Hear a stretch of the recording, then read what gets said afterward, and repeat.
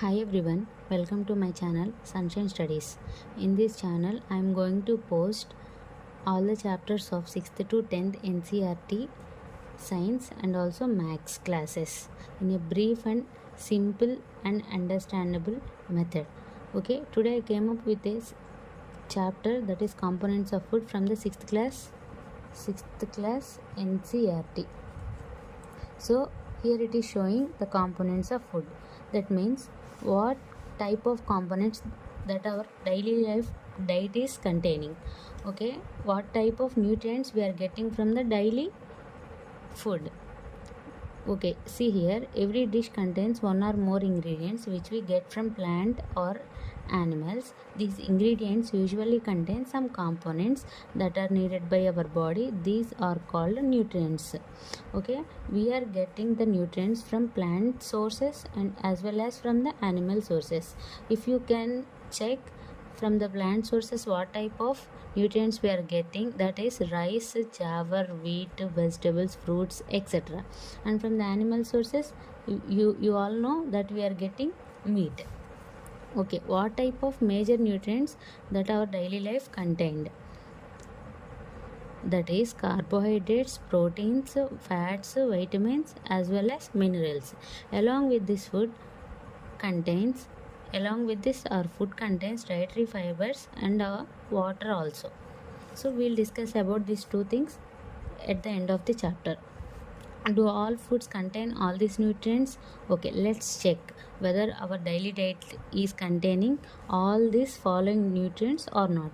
To test the presence of nutrients, we need three substances, that is iodine solution, copper sulfate solution, caustic soda, along with the test tubes and a dropper. So how to make this iodine solution? A dilute solution of iodine can be prepared by adding a few drops of tincture iodine to a test tube half filled with water. So iodine solution means we have to add the water to few drops of tincture iodine. So like this we can made the iodine solution. Next is copper sulfate solution. This is also a solution. So this copper sulfate solution can be made by adding water to a copper sulfate crystals. Okay, copper sulfate crystals. And this is the third thing is caustic soda. This caustic soda is a toxic substance, so do not try to eat or taste these three chemicals. What is the chemical formula of the caustic soda? This is NaOH. We can call this caustic soda as sodium hydroxide also. Okay, let's see what is the carbohydrates and what is the proteins. Carbohydrates and fats mainly provide energy to our body. Carbohydrates and fats are the main energy giving nutrients. And next, proteins and minerals are needed for the growth and the maintenance of the body. For the growth in the children, adults, for the growth of our body and maintenance, we need proteins and minerals. Okay, next, vitamins help in protecting our body against diseases. What do vitamins do to our body? Vitamins helps us to protect our body against several diseases. We'll discuss what type of diseases will come with the deficiency of what type of vitamins later. Okay, let's see what happens. Test for starch. So take a raw food or a cooked food. So add 2 to 3 drops of diluted means water added iodine solution. So add 2 to 3 drops of dilute iodine solution to the food item. What happens? It turns into blue black color. Whenever a food item turns into a blue black color after adding 2 to 3 drops of diluted iodine solution, then we can consider it as that food contains a starch. What does it contain? Starch. Next, test for protein. So take raw or cooked food here also and add some copper sulfate and caustic soda solution. What happens immediately? It turns into violet color. So whenever the food is turning into violet color after adding copper sulfate and caustic soda solution, we can consider it as the food contains protein. So these two tests are very important, so remember it, students. Next, carbohydrates are called as energy giving foods. So we can call the carbohydrates and fats also as energy giving foods. Proteins are called as body building foods. So how these proteins helps us body? These proteins helps us body to growth, for the growth and also for the maintenance. So we can call these proteins as body building foods. Next, come to the vitamins. Vitamins helps in protecting our body against diseases. So vitamins helps in keeping our eyes, bones, teeth, gums healthy.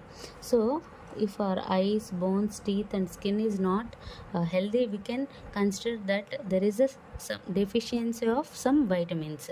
So next, what type of vitamins we know?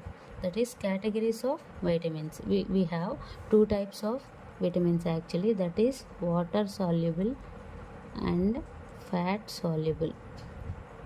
So we'll discuss about these two things separately in further classes. Now for now we'll discuss what type of vitamins we have, that is vitamin A, vitamin C, vitamin D, vitamin E and vitamin K, and there is a group of vitamins called vitamin B complex. B complex means we have number of B vitamins, so together we call them as a B complex vitamin. Next, let's discuss about vitamin A. So what is the role of vitamin A? It keeps our skin and eyes healthy. Okay, for healthy eyes and skin we need to have the sufficient vitamin in our body. From where we are going to get this vitamin A? The dietary sources are papaya, carrot, mango, milk, fish oil, etc. These are the main sources of vitamin A. Next, discuss about the vitamin C. It helps the body to fight against many diseases. What do the vitamin C do to our body? So it helps the body to fight against many diseases.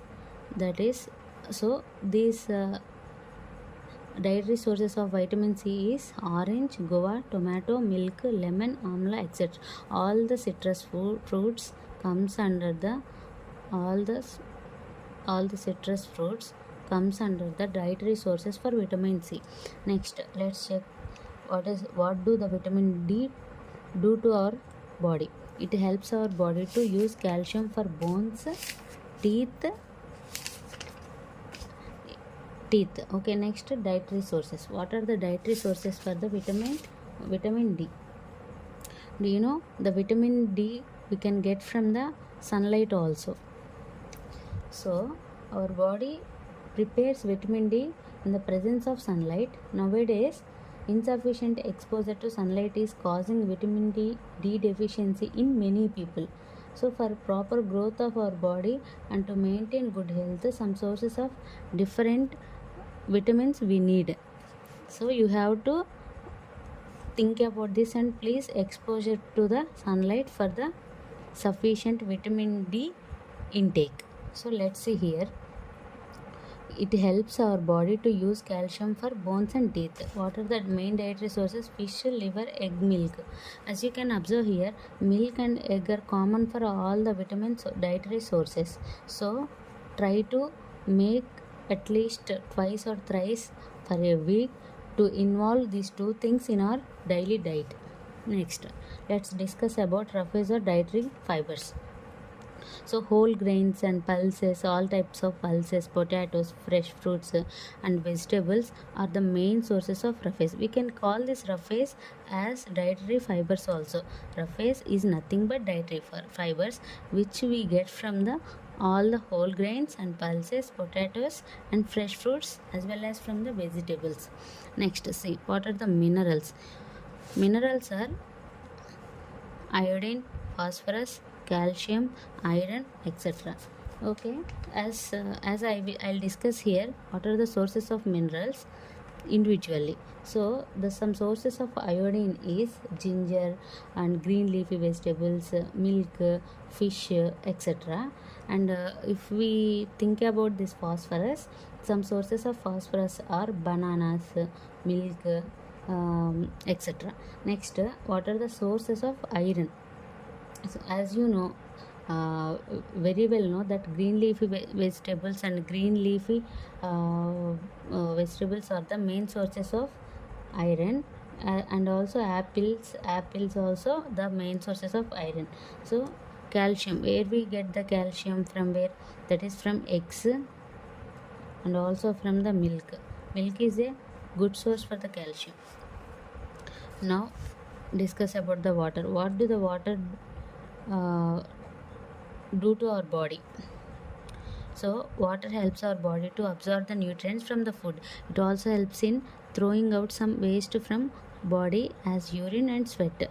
So whenever we are taking the food into our body, that water will helps our body to absorb the useful nutrients into our body, and it will throw out the wastage from our body with the help of water. Next, what does the meaning of balanced diet? So balanced diet means our diet should have all the nutrients in right quantities along with good amount of roughage and water. Such a diet is called a balanced diet. So in our everyday diet, we must have all the nutrients in right quantities along with a good amount of roughage and water. If you take the nutrients without roughage and water, it doesn't call as a balanced diet. So it leads to some deficiency of some vitamins or minerals, and it causes the disorders or diseases. Next, what happens if we overcook the food?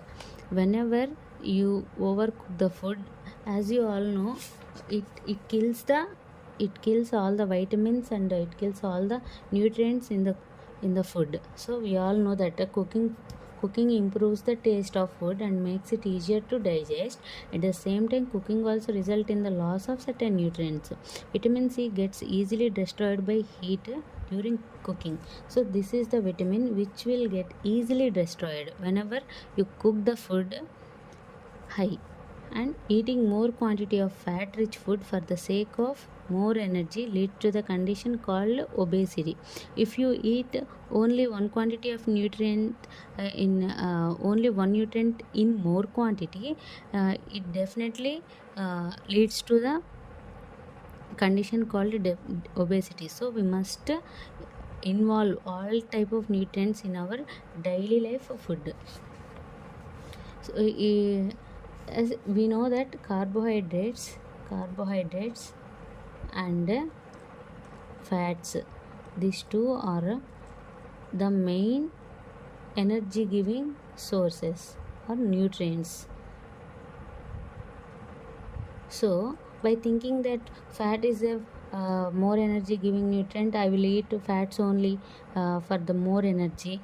If you think like that, that leads to obesity, because you should have all the nutrients in your daily life diet. Then only we will get the balanced growth in our body. What happens if the deficiency of diseases? If deficiency in the nutrients, what type of deficiency diseases will occur? So first we see what is the deficiency. Lack of enough food, or the food may not contain the sufficient nutrients for a long period of time, may leads to the deficiency. If you eat only fats for a long period of time, that leads to a deficiency of some deficiency or leads to some disorder. And as well as if you take only carbohydrates in more quantity with less quantity of other nutrients, it leads to another disorder.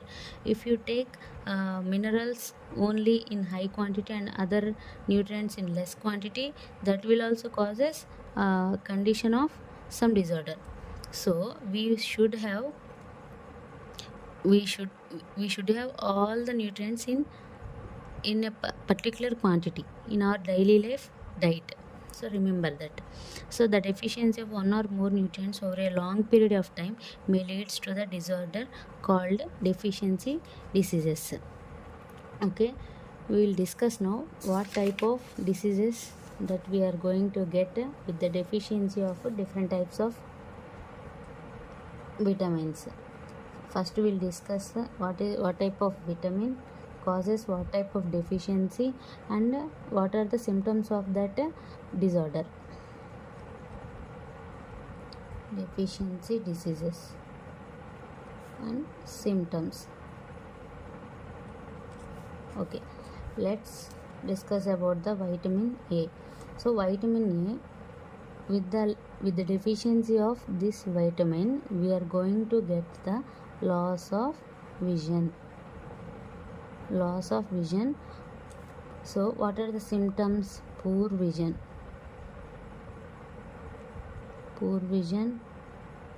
loss of vision in darkness. Sometimes it occurs into the complete loss of vision also. Next, discuss about the vitamin B1. What is the name of the deficiency that occurs with the deficiency of vitamin B1? That is beriberi. This is the name of the disease.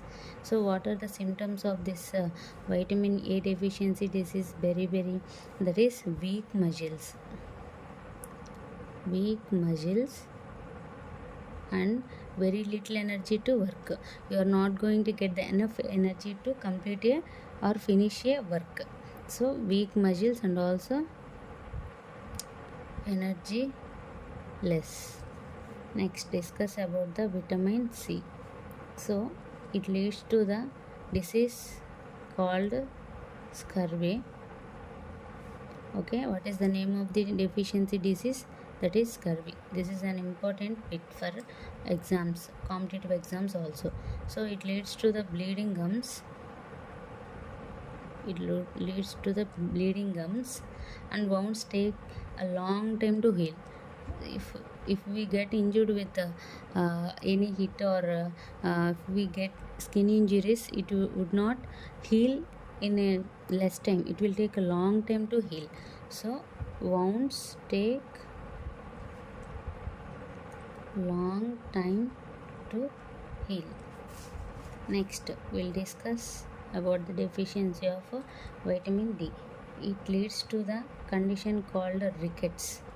This rickets disease is associated with the bones. It leads to the bending in bones or soft bones. So guys, please try to expose yourself to the sunlight at least half an hour every day. Okay, next, calcium. So what is this calcium? This is a mineral. Remember, this is a